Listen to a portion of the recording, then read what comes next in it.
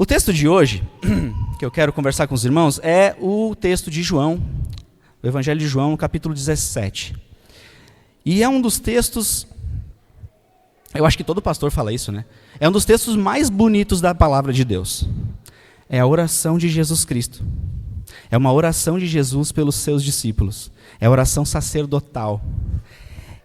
É com certeza a oração mais bonita que tem registrada, mas eu acho que é um dos textos mais lindos que tem na palavra. Porque é Jesus intercedendo por nós, querido. E como é bom, como é lindo nós vemos o que Jesus falou aqui.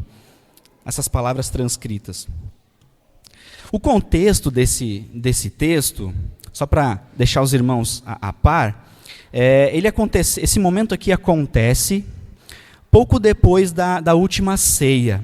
Esses são praticamente os últimos momentos de Jesus antes de ser preso, para ser entregue e morrer na cruz. Então, poucos momentos antes, ele faz essa oração.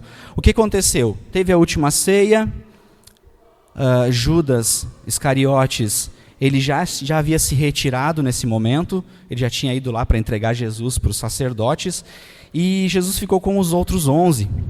E nesse momento ele ora por esses 11. Provavelmente eles ainda estavam no cenáculo, que é aquela peça no andar superior de uma casa, onde eles tiveram aquela última ceia. E Jesus deixa palavras então de encorajamento para os seus discípulos, e ele intercede pelos seus discípulos. Jesus, ele sempre, em todo o tempo na terra, ele foi um homem de oração. Isso é importante nós entendermos. Jesus era um homem de oração. Ele, apesar da sua agenda super lotada, super cheia, Jesus precisava viajar, caminhar, anunciar o reino de Deus em determinado lugar, ir para outro lugar, falar para um, falar para outro, fazer um milagre aqui, um milagre lá, e anunciando o reino, e ele tinha uma agenda muito intensa. Mas Jesus, apesar da sua agenda, sempre reservava tempo para orar. Agora é a hora que vocês fazem assim, com a cabeça. Amém? Estão comigo. Quantas vezes, e essa já é uma meditação sobre esse texto, saber que Jesus era um homem de oração e que ele reservava tempo para falar com o Pai, já é um momento da gente refletir como tem sido o meu tempo de oração. Como tem sido o seu tempo na sua correria do dia a dia, muitas vezes nas suas atividades, na sua agenda, no seu trabalho, escola e tudo que você tem para fazer, mercado e compras e filhos e creche. A nossa vida é muito corrida. A gente vive num tempo muito frenético de atividades e todo mundo sempre está correndo muito.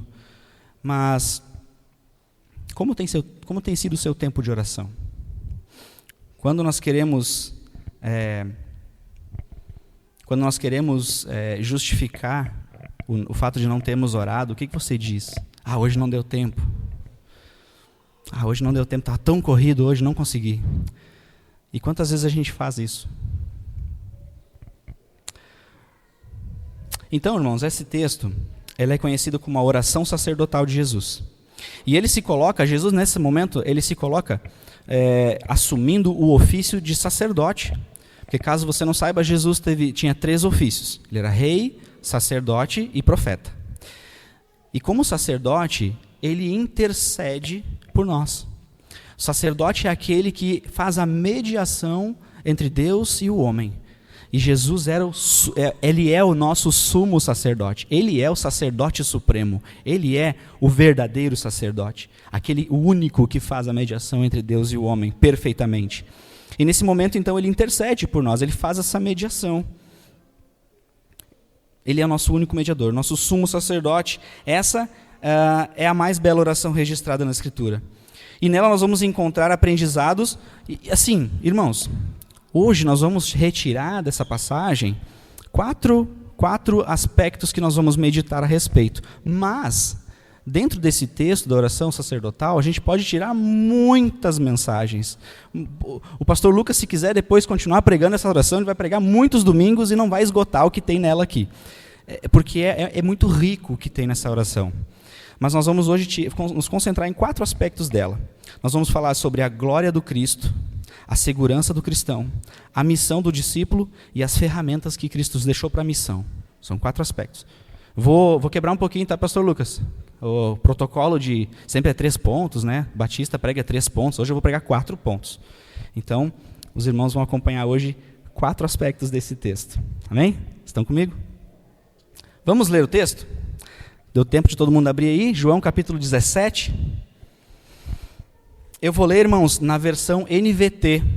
Caso os irmãos tenham, de repente, alguns irmãos podem ter alguma versão um pouco diferente. E tem pessoas que não conseguem ouvir uma versão e ler em outra e perdem a concentração. Então, se você tem esse problema, apenas ouça. Ou, se você consegue, leia na sua Bíblia também. Tá bom? Eu vou ler na NVT, diz assim. Depois de dizer todas essas coisas, Jesus olhou para o céu e orou. Pai, chegou a hora. Glorifica teu filho, para que ele te glorifique. Pois tu lhe deste autoridade sobre toda a humanidade. Ele concede vida eterna a cada um daqueles que lhe deste. E a vida eterna é isto, conhecer a ti, o único Deus verdadeiro, e a Jesus Cristo, a quem enviaste ao mundo. Eu te glorifiquei aqui na terra, completando a obra que me deste para realizar. Agora, Pai, glorifica-me e leva-me para junto de ti, para a glória que tive a teu lado, antes do princípio do mundo. Eu revelei teu nome àqueles que me deste do mundo. Eles sempre foram teus, tu os deste a mim, e eles obedeceram a tua palavra.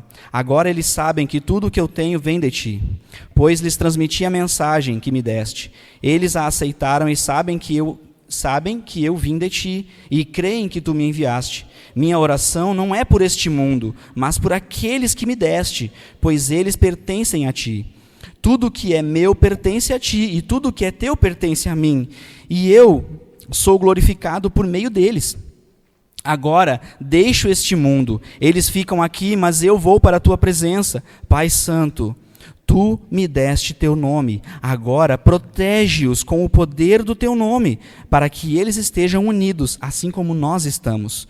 Durante meu tempo aqui com eles, eu os protegi com o poder do nome que me deste. Eu os guardei de modo que nenhum deles se perdeu, exceto aquele que estava a caminho da destruição, como as Escrituras haviam predito. Agora vou para a tua presença.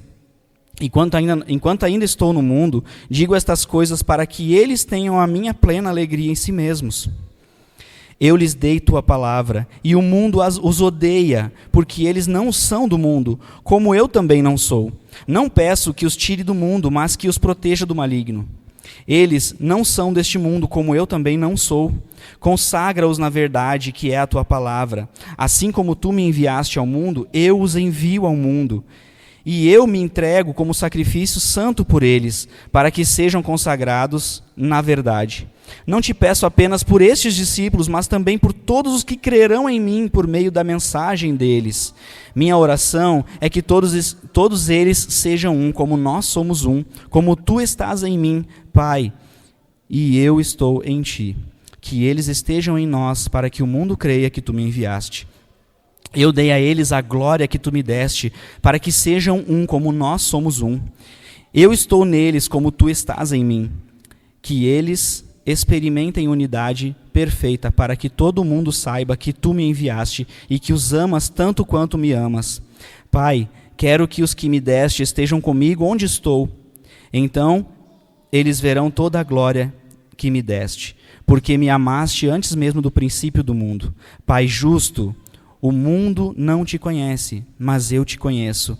E estes discípulos sabem que tu me enviaste. Eu revelei teu nome a eles e continuarei a fazê-lo. Então teu amor por mim estará neles e eu estarei neles. Amém. Amém. Isso é lindo. Isso foi muito lindo. Como é lindo ver as palavras de Jesus registradas assim, dessa forma. Não é verdade? Amém? Isso, obrigado.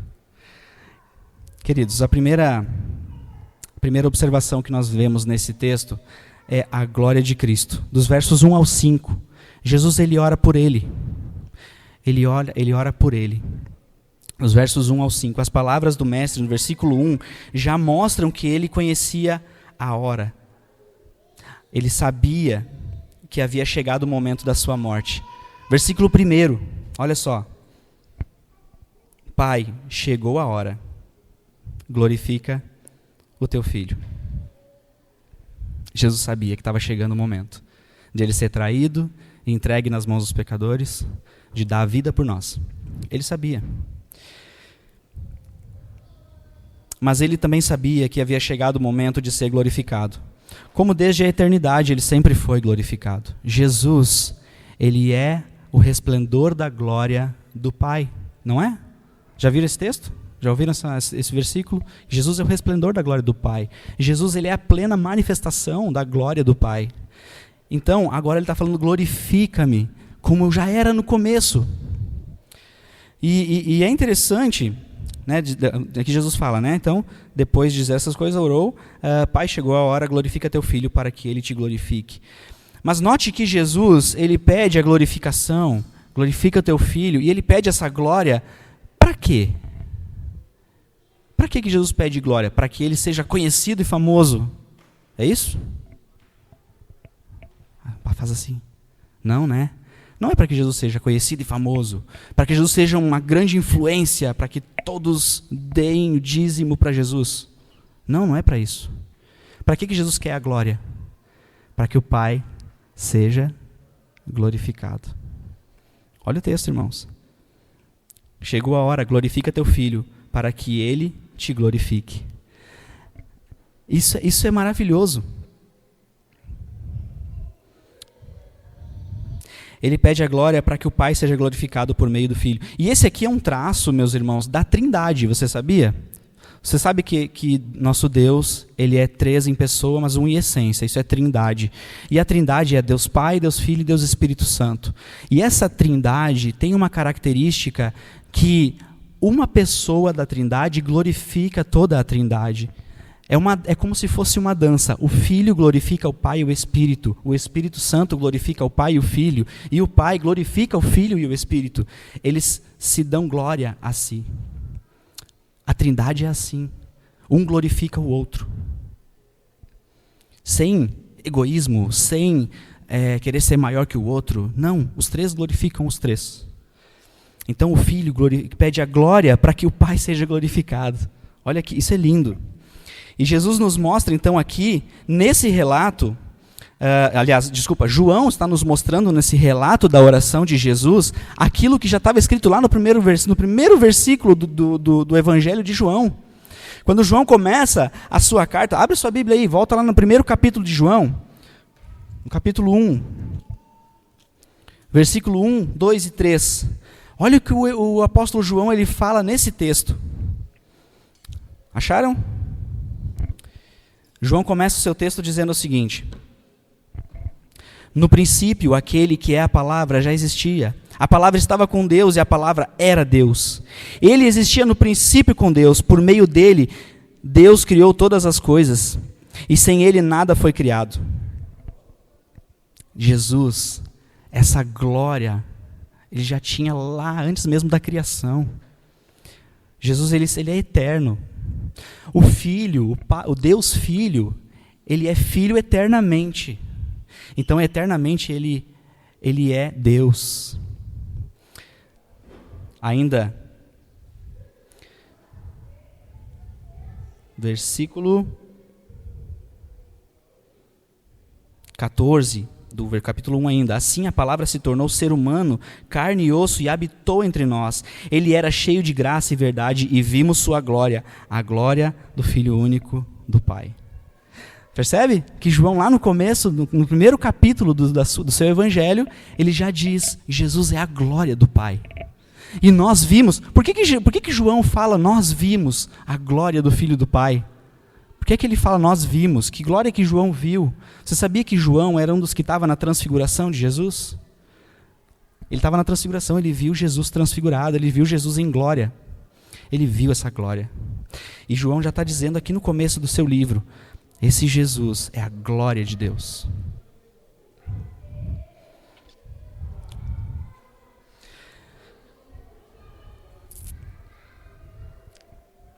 E essa autoridade que Jesus tem, porque volta para o texto lá, irmão, volta para o capítulo 17. Jesus ele vai falar que Deus deu a ele a autoridade. O Pai deu ao Filho a autoridade. Autoridade para quê? Ele era cheio de glória, é a glória do Pai, e ele é cheio de autoridade. Que autoridade que é que Jesus tem?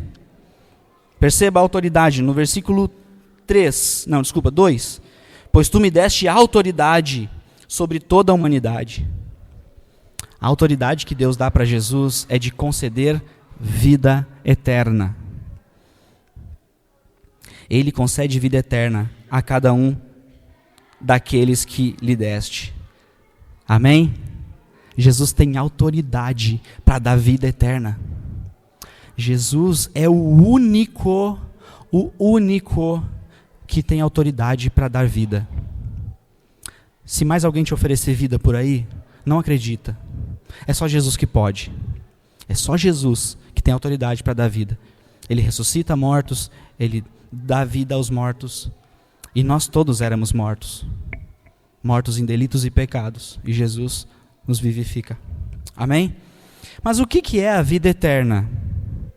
E o texto ele vai se dedicar a falar um pouquinho sobre vida eterna. O que é vida eterna? Talvez você esteja visitando hoje aqui a Igreja da Rocha e não saiba o que é vida eterna. Vida eterna é a vida que você vive com Deus. É aquela vida que quando essa vida terrena de carne e osso aqui acabar, você vai estar vivendo. E essa vida tem que ser ao lado de Deus. Mas o que é a vida eterna? E o versículo 3 fala assim, a vida eterna é isso, conhecer a Ti, o único Deus verdadeiro, e a Jesus Cristo, quem enviaste ao mundo. O que é a vida eterna? Conhecer a Deus e a Jesus.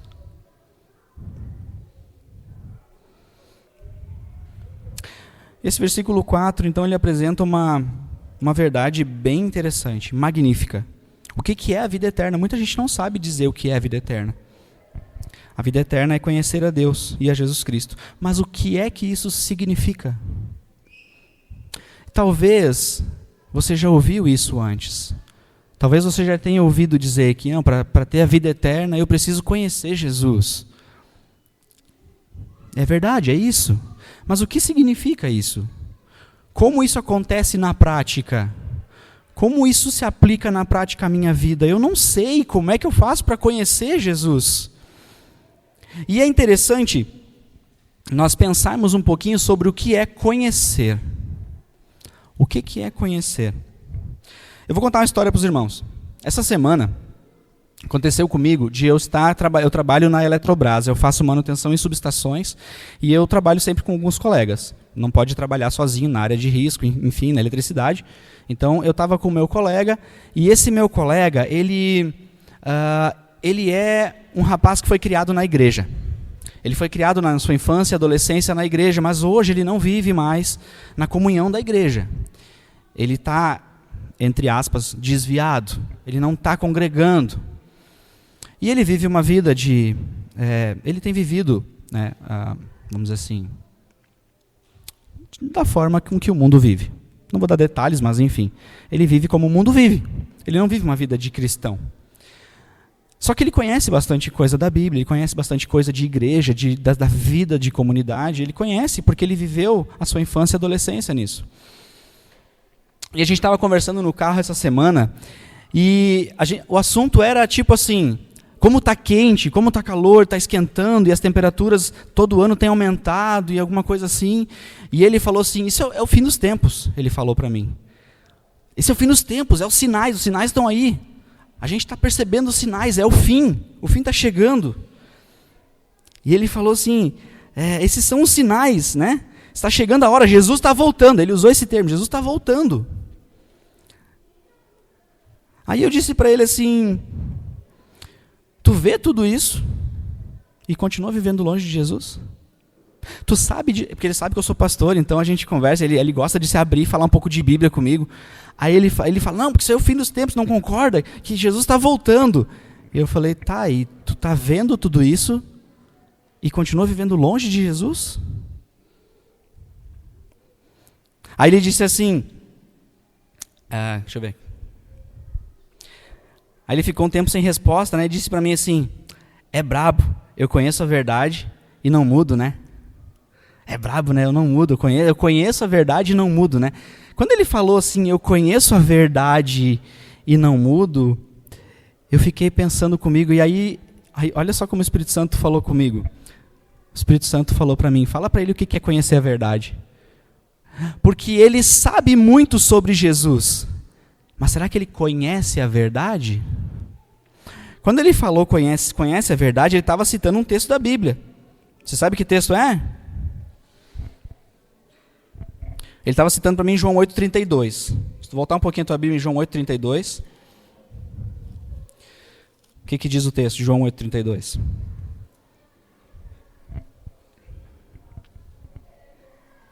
Alguém quer ler para nós? Bem alto. Vou pedir a participação do pessoal. João 8,32.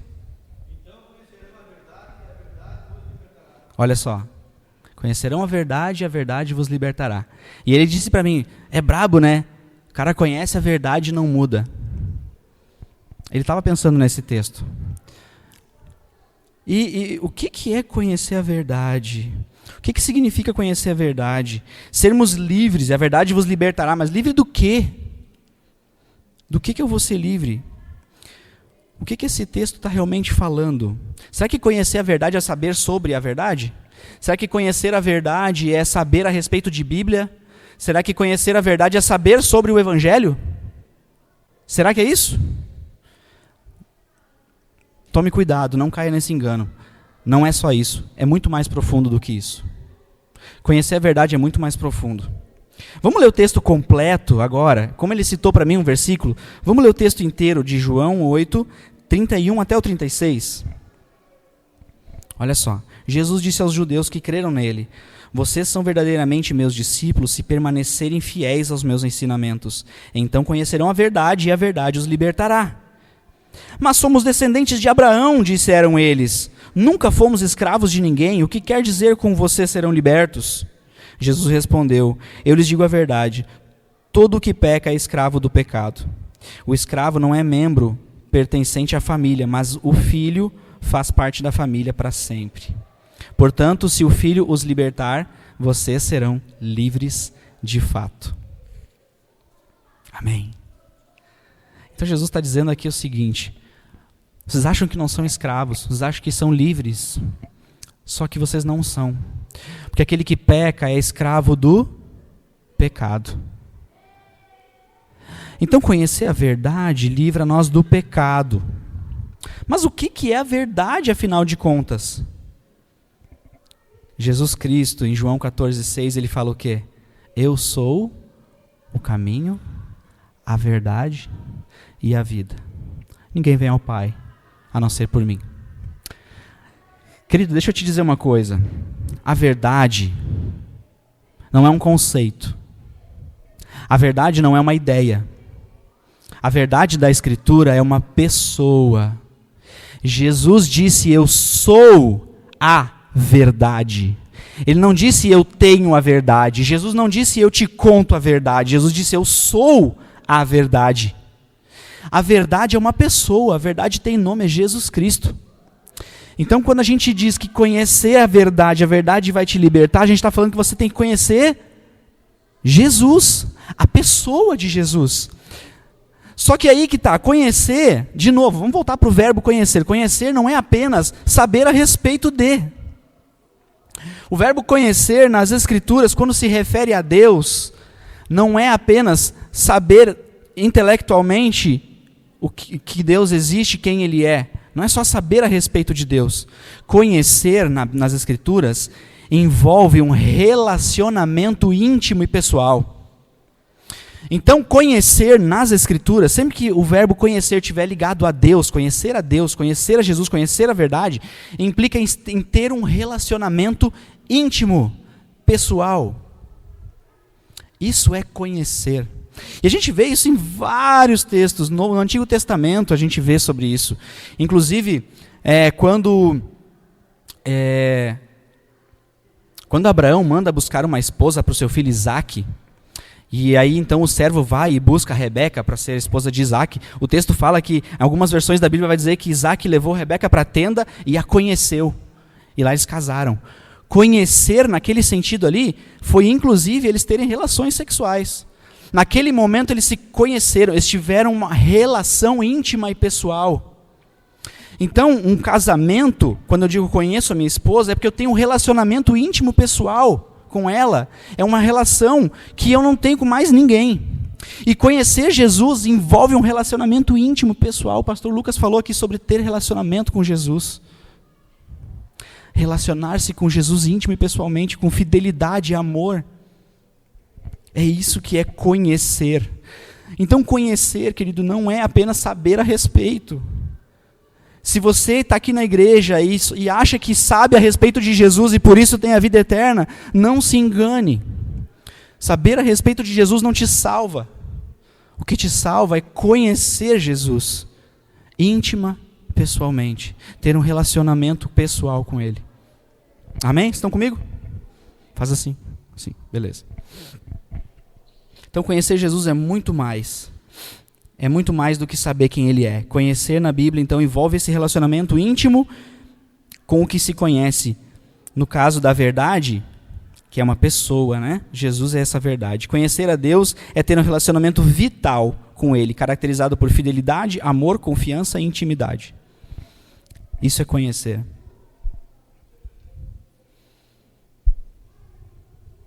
Isso tudo é conhecer Jesus. E o texto fala, volta para o texto lá, gente. João 17, que a vida eterna é o quê? Conhecer Jesus e conhecer a Deus. Conhecer a Deus e o Filho. Essa é a vida eterna. Tudo isso é conhecer, ter a vida eterna. Ele intercedendo para que o Pai proteja os seus discípulos, que vão ficar no mundo, porque o mundo os odeia. É interessante a gente perceber que Jesus fala aqui que o mundo os odeia. Jesus não está falando só que o mundo vai olhar de cara torta. O mundo odeia eles, porque eles não pertencem ao mundo. Eles quem? Os discípulos, os que ficaram, os que vão ficar. Então, do versículo 6 ao 15, olha só o que Jesus fala. Eu revelei teu nome àqueles que me deste ao mundo, me deste do mundo. Eles sempre foram teus. E aqui a gente vê o conceito de eleição. Aqui Deus, os que são de Jesus sempre foram de Jesus. Deus nos escolheu e nos deu ao Filho. E é esses que Jesus nos salva.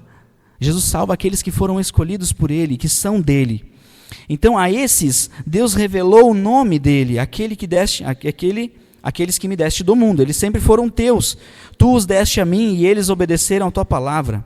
Agora eles sabem que tudo o que eu tenho vem de ti, pois lhes transmiti a mensagem que me deste. E eles aceitaram e sabem que eu vim de ti e creem que tu me enviaste. E agora no versículo 9, olha que lindo isso. A minha oração não é por este mundo. Jesus está dizendo, a minha oração não é por este mundo. E entenda, irmão, mundo aqui tem um sentido, não é o planeta Terra, não é a criação, mas mundo, nesse texto, ele tem um sentido de que é um sistema corrompido e caído. Esse sistema corrompido e caído que jaz no maligno, que pertence ao maligno, esse é o mundo. E Jesus está dizendo, eu não estou orando pelo mundo, eu não peço pelo mundo. Minha oração não é por este mundo, mas por aqueles que me deste, pois eles pertencem a quem? A ti. Tudo que é meu pertence a ti, tudo que é teu pertence a mim, e eu sou glorificado por meio deles. Olha só Jesus dizendo, por meio de quem que Jesus é glorificado? Por nós. Jesus é glorificado por meio de nós. Nós damos glórias a Jesus. Agora deixo este mundo. Eles ficam aqui, mas eu vou para a tua presença. Pai Santo, tu me deste teu nome. Agora protege-os com o poder do teu nome, para que eles estejam unidos assim como nós estamos. Jesus aqui está clamando a Deus, o Pai, por proteção. Jesus, olha que lindo, irmão. Jesus orou ao Pai pedindo para que Ele protegesse você. Jesus pediu para que Deus nos protegesse.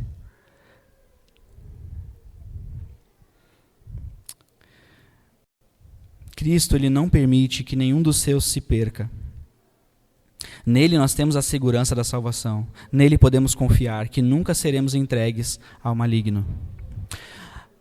que eu estou falando isso? Talvez você leia essa passagem e você vai pensar assim, não, se Jesus orou pela minha proteção, então eu estou corpo fechado, nada mais me atinge, nenhum mal vai vir sobre mim, é isso? Jesus prometeu isso para a gente? Eu vou abrir água.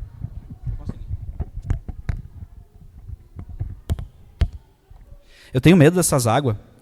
Uma vez lá em Farroupilha, eu dei um tapa no copo, quebrei o copo no meio do culto. Não quero repetir, tá? Vou tentar não fazer isso aqui. Então Jesus está dizendo que a gente vai ter um corpo fechado e nunca mais vai acontecer mal nenhum com nós? É isso? Eu vi algumas cabeças fazendo assim. Não, não é isso que Jesus está dizendo. Ah, então vai ter coisa ruim para nós? Vai acontecer coisa ruim com a gente? Vai? Quem é que, levanta a mão assim. Quem aqui passa por algum problema? Por dificuldade? Tem uns que não levantaram. Que bom, gente. Glória a Deus, continue assim. Mas eu tenho problemas. Eu tenho algumas aflições. Eu tenho algumas lutas. Porque Jesus não disse que ia livrar a gente das lutas. Ele pediu para Deus nos proteger. Pediu, Pai, protege eles. Mas não é proteger de ficar doente, proteger de ter uma dívida financeira. Não é essa proteção. Se fosse assim, o rapaz lá, do top lá, ele não teria falecido. Mas aconteceu, foi como o pastor Lucas disse, uma fatalidade, acontece. Coisas ruins acontecem com pessoas boas. Então, Jesus não está pedindo para a gente ser corpo fechado, livre de qualquer problema. Inclusive, ele fala, olha só, se você ler um pouquinho antes do capítulo 17, no capítulo 16, último versículo, 33, diz assim, eu lhes falei tudo isso para que tenham paz em mim. Aqui no mundo vocês terão aflições, mas animem-se, pois eu venci o mundo. Pouquinho antes de Jesus orar, ele disse para eles, vocês vão ter aflições aqui nesse mundo, mas tenham bom ânimo, animem-se, eu venci o mundo.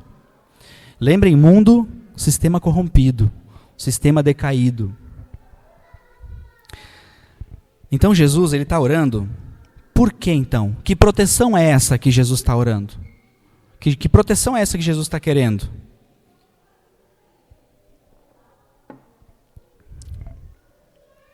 Jesus, ele fala assim, os que tu me deste, nenhum se perdeu, a não ser aquele que já estava perdido. Ele está falando de Judas Iscariotes. Judas Iscariotes, na verdade, ele nunca foi de Jesus. Judas Iscariotes, ele não foi um verdadeiro cristão, um verdadeiro discípulo de Jesus. Ele se perdeu. Ele já estava destinado à perdição. Durante meu tempo aqui com eles, eu os protegi com o poder do nome que me deste. Eu os guardei de modo que nenhum deles se perdeu, exceto aquele que estava a caminho da destruição. Está falando de Judas Iscariotes. Como as escrituras haviam predito. Agora vou para a tua presença. Enquanto ainda estou no mundo, digo estas coisas para que eles tenham a minha plena alegria em si mesmos. Eu lhes dei a tua palavra e o mundo os odeia, porque eles não são do mundo. Olha só, o mundo os... Gente, talvez o pastor Lucas não tenha dito isso para vocês, mas o mundo odeia vocês, tá? O mundo os odeia porque vocês não pertencem ao mundo. É o que Jesus está dizendo aqui. E lembra, mundo não é as pessoas, mundo é o sistema corrompido. O mundo os odeia porque vocês não pertencem ao mundo. Como eu também não sou. Não peço que os tire do mundo, mas que os proteja do maligno. Aqui Jesus deixa muito claro sobre o que ele está pedindo para que Deus nos proteja. Nos proteja do maligno. Satanás, ele é muito esperto e ele quer o tempo todo te derrubar. Mas saiba que você estando em Jesus, você conhecendo Jesus, tendo relacionamento com Cristo, você tendo intimidade e comunhão com Jesus, Satanás não tem autoridade para te tocar. Satanás, o inimigo, o maligno, não tem permissão e autoridade para te tocar. Porque Jesus pediu por isso. E se o nosso sumo sacerdote pediu, Deus, protege eles do maligno, com certeza o Pai atende a oração do Filho.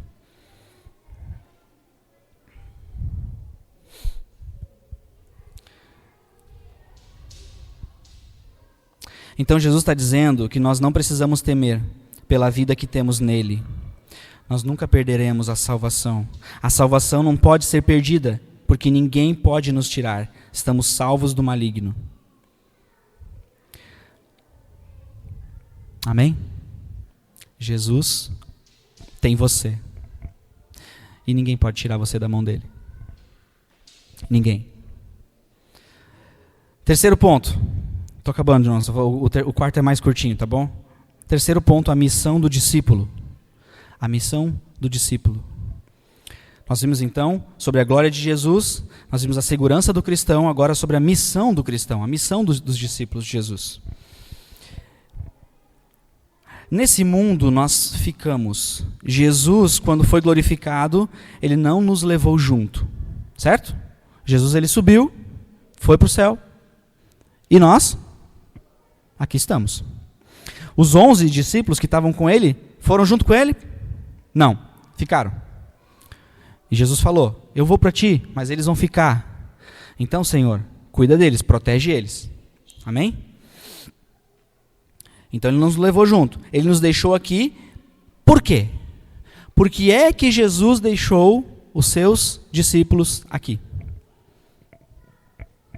Por quê? Para passear? Para conhecer pontos turísticos? Para dominarem o mundo? Para enriquecerem e ganharem fama? Para que é que Jesus deixou os seus discípulos? Tem uma frase de uma missionária, estou tentando me lembrar o nome dela. Se o pastor Lucas souber me ajudar, lembra a missionária que deu um testemunho no Intercap faz muitos anos, uma missionária que viajava o mundo todo? Ana Alzira, essa mesmo, ela é muito conhecida, o pessoal conhece ela. E ela falou naquele Intercap uma frase que me deixou, aquilo eu gravei e eu nunca mais me esqueci, e aquilo me constrangeu, aquela frase. A frase dela era a seguinte: não estou no mundo a passeio, eu tenho uma missão. É forte. Porque muitas vezes a gente acha que está passeando. Porque muitas vezes a gente está fazendo o quê? É o senso de urgência. O pastor Lucas falou sobre isso antes. É o senso de urgência. O que é que eu estou fazendo com a minha vida? Jesus deixou a gente aqui nessa terra com uma missão. Ele não deixou a gente aqui para passear, querido. Ele não deixou a gente aqui para ficar olhando para a natureza e contemplando. Não. Nós temos uma missão. E qual que é a missão? Nós temos um propósito, uma missão. E o versículo 20, Jesus faz algo maravilhoso. Olha o versículo 20, o que ele fala. Não, desculpa. Vamos ler primeiro do 16 em diante. 17, desculpe. Consagre-os na verdade, que é a tua palavra. Assim como tu me enviaste ao mundo, eu os envio ao mundo. E eu me entrego como sacrifício santo por eles, para que sejam consagrados na verdade. Aqui Jesus está dizendo, ó, eu deixei eles e eu envio eles ao mundo. Assim como tu me enviaste ao mundo, eu envio eles. E aí no 20, olha que lindo que Jesus faz. Não te peço apenas por estes discípulos, mas também por todos que crerão em mim, por meio da mensagem deles. Nesse versículo, Jesus orou pela tua vida. Nesse versículo 20, Jesus orou por você, hoje, aqui, em 2024, que crê nele. Jesus orou por todos aqueles que creriam nele no futuro, que crerão em mim. Jesus sabia que o evangelho não ia morrer ali naquele primeiro século. Jesus sabia que a mensagem do reino de Deus não ia ser abafada, não ia parar, mas ela ia se prolongar, ela vai se estender, ela vai tomar conta da terra. Por meio de 11 discípulos que ele deixou, 11, a partir de 11, a igreja está aqui até hoje. E essa é a missão. Qual que é a missão? Anunciar o evangelho para que outros creiam e sejam salvos. Simples. Ele disse isso aqui, gente. Peço não só por esses que estão aqui, mas também por aqueles, todos que crerão em mim, por meio da mensagem deles. Então qual que é a missão? Pregar a mensagem. Anunciar a mensagem de boas novas de Cristo Jesus. Essa é a missão. E é interessante que Jesus ele não deixou um livrinho de discipulado escrito como que tem que ser. Mas ele deixou a Escritura com nós, deixou o testemunho dos apóstolos. Os apóstolos foram comissionados e enviados, agora eles vão lá e vão pregar. Os apóstolos conviveram com Jesus durante 3 anos, aprenderam como que Jesus fazia. Ó, eu vou ensinar vocês, vou ser o discipulador de vocês, e vocês depois vão replicar. Vocês vão fazer igual. E os apóstolos vão e fazem. E hoje a igreja está aqui, continuando a tradição dos apóstolos. Missão.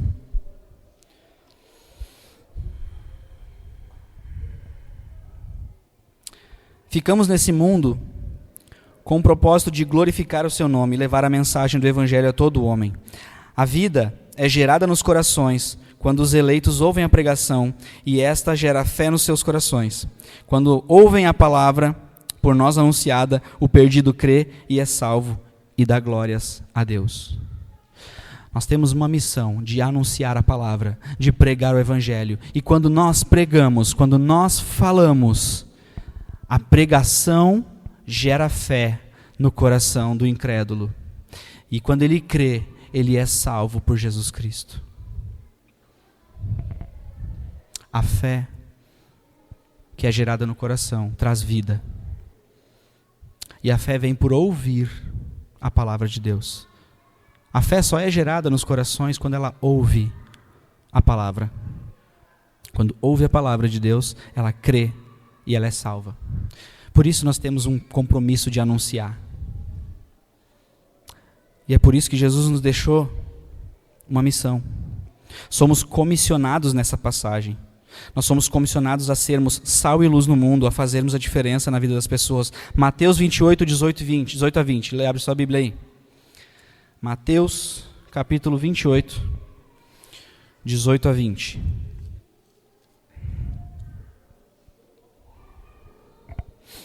Amém? Quem achou, diz achei. Quem não achou, fala espera. Eu espero. Vou tomar uma aguinha.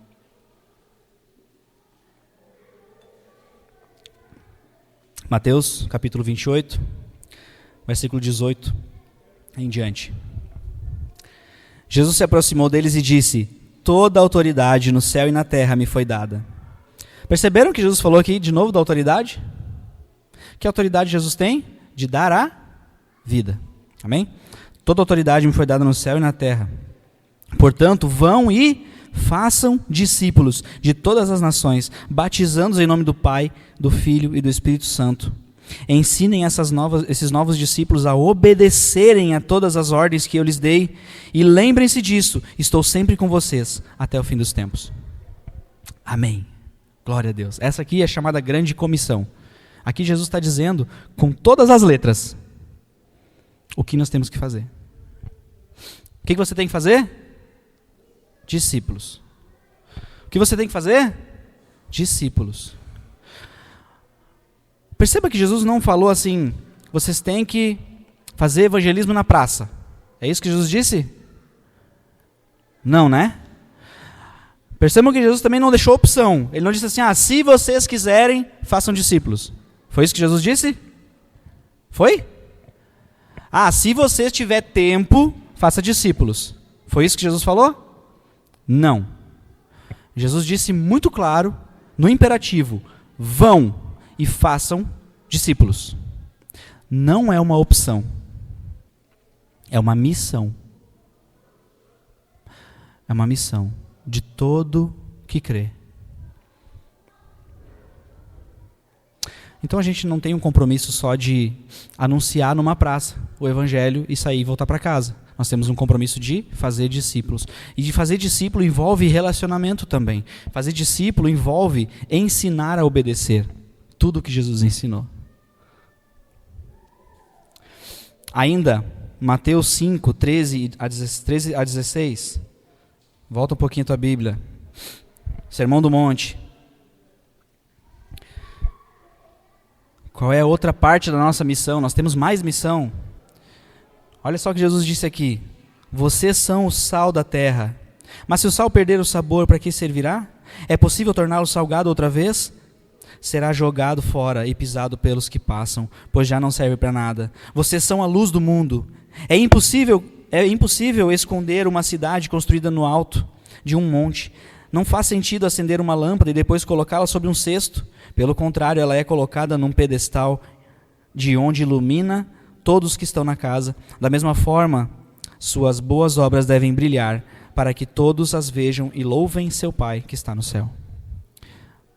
Nós temos que ser o quê? Sal e luz no mundo. Sal que tempera, sal que dá sabor, sal que faz a diferença, que conserva. Luz que ilumina, que mostra o pecado, que aponta para Jesus. Luz que mostra Deus para as pessoas. A tua luz não pode ser escondida. Jesus tornou você luz. E Jesus quer usar a tua luz para brilhar, para que as pessoas vejam e glorifiquem a quem? O Pai. Percebe que Jesus sempre fala isso. Vocês são luz, façam as boas obras, e que as boas obras de vocês façam vocês ser famosos. Não, que as boas obras de vocês glorifiquem o Pai. É sempre a glória para o Pai. A glória sempre é para Deus. Nada do que você faz tem que ter glória para você mesmo, querido. Nada. Por mais lindo que seja o que você fez, por mais maravilhoso e bonitinho, fofinho e cheiroso que você fez, não é para ti. A glória tem que ser para Deus. E se não for para Deus, está errado. Se você faz para ser famoso, está errado. Você vai prestar contas disso para Deus depois. A glória tem que ser sempre para Deus. Então nós temos essa missão, irmãos. Missão. Amém? Estão comigo? Balança a cabeça para eu saber que você está comigo. Amém. Temos essa missão. E por último, eu quero meditar sobre algumas ferramentas que Jesus nos deixou para cumprirmos a missão. Volta para o texto de João 17. Versículo 17. Ainda João 17, 17. Consagra-os na verdade que é a tua palavra. Ferramenta para a nossa consagração é a palavra. A Bíblia, a Escritura. Consagrem-se na palavra. Ferramenta para você cumprir a sua missão é a palavra. Consagração na palavra. Não se esqueça disso, irmão. É tão básico. Eu sabe que... Deixa eu só abrir um parênteses aqui. Nós temos nossos grupos de discipulado lá na igreja e volta e meia, quase todos os encontros que eu faço com o meu grupo, a gente está conversando sobre um assunto e a gente volta e meia a gente fala assim, e tudo se resume em ler a Bíblia e oração. Parece que tudo volta para isso. É sempre consagração em oração e leitura da palavra. É tão básico, as criancinhas já aprendem isso desde pequeno. Lembra a musiquinha? Leia a Bíblia e faça oração. Faça oração. Quem conhece? Faça oração. Leia a Bíblia e faça oração se quiser crescer. É tão básico. As criancinhas aprendem desde pequenininha. E parece que a gente esquece que tem que ler a Bíblia e orar. O que Jesus está dizendo aqui? Consagra eles no quê? Na palavra. Como é que eu me consagro na palavra? Tem que ler, tem que estudar, tem que meditar, tem que mastigar a palavra, engolir, fazer digestão, e aquilo tem que fazer sentido para você.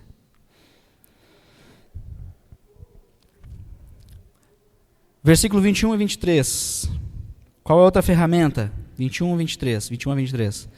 Minha oração é que todos eles sejam um, como nós somos um. Como tu estás em mim, Pai, e eu em ti, que eles estejam em nós, para que o mundo creia que tu me enviaste. Até o 23. Eu dei a eles a glória que tu me deste, para que sejam um como nós somos um. Eu estou neles e tu estás em mim, que eles experimentem a unidade perfeita, para que todo mundo saiba que tu me enviaste e que os ama tanto quanto me amas. Amém. Qual é a ferramenta? Unidade. Unidade com Cristo e unidade com a igreja. Unidade com o corpo. Para que nós sejamos um com Cristo, mas também sejamos um com o nosso irmão. Unidade. Essa unidade faz a gente cumprir a missão. É uma ferramenta poderosa. E sempre que eu penso em unidade, eu me lembro, e olha só, de novo, o pastor Lucas me influenciando, olha só. Sempre me lembro da nossa unidade quando a gente se mobilizou para fazer as viagens para ajudar o pessoal das enchentes. Isso é unidade, a igreja é unida, a igreja num propósito, cumprindo uma missão. A gente anuncia o evangelho ajudando o próximo também. Isso é ser luz, isso é ser sal, isso é ser missionário. Quando a gente se une, quando nós como corpo de Cristo estamos unidos, nós cumprimos a missão. A gente consegue com facilidade. É muito difícil você cumprir a missão solitariamente. Ser um viajante solitário, missionário viajante solitário, é muito mais difícil. Ah, pode acontecer? Pode acontecer. Tu vai ir para uma tribo isolada na África, sozinho, pregar o evangelho lá. Pode? Pode. Mas é muito mais difícil. Uma ferramenta para cumprirmos a missão é a unidade com Cristo e com o corpo. Amém? Versículo 23. Para que todo mundo saiba que tu me enviaste e que os ama tanto quanto me amas. O amor de Jesus é uma ferramenta poderosa para a gente. Nós temos que nos apegar nesse amor. O amor de Cristo é uma ferramenta para a gente amar o próximo. A gente só consegue amar porque nós somos amados. Nós amamos porque Ele nos amou primeiro. O amor de Deus se torna poder de Deus na vida do próximo porque nós somos amados. É confuso isso? Foi confuso? Desculpa, mas aqui é só para você entender. Você é amado por Deus, você entende o amor de Deus, você consegue amar o próximo. Amém? Quando eu consigo amar o próximo, isso se torna uma ferramenta poderosa para eu cumprir minha missão. E por último, 25 e 26. Pai justo, o mundo não te conhece, mas eu te conheço. E estes discípulos sabem que tu me enviaste. Eu revelei teu nome a eles, continuarei a fazê-lo. Então, teu amor por mim estará neles e eu estarei neles. Relacionamento com Deus é conhecer Ele plenamente. Um relacionamento perfeito, pleno com Deus, é a maior ferramenta que nós temos para cumprir a missão. Relacionamento com Deus. Relacionamento com Deus. Conhecer Deus. Lembra que a gente conversou sobre conhecer? O que é conhecer? Relacionar-se intimamente. Amém? Saiba, querido, Jesus orou por você. E essa oração ela é carregada de mensagens para nós. Eu não sei se o pessoal do louvor quer já ir subindo. Eu estou finalizando. Mas saiba que Jesus orou por ti. Não deixe essa mensagem passar. Não deixe, meu irmão, essa mensagem morrer. Creia nele, tenha vida e seja uma testemunha de Jesus.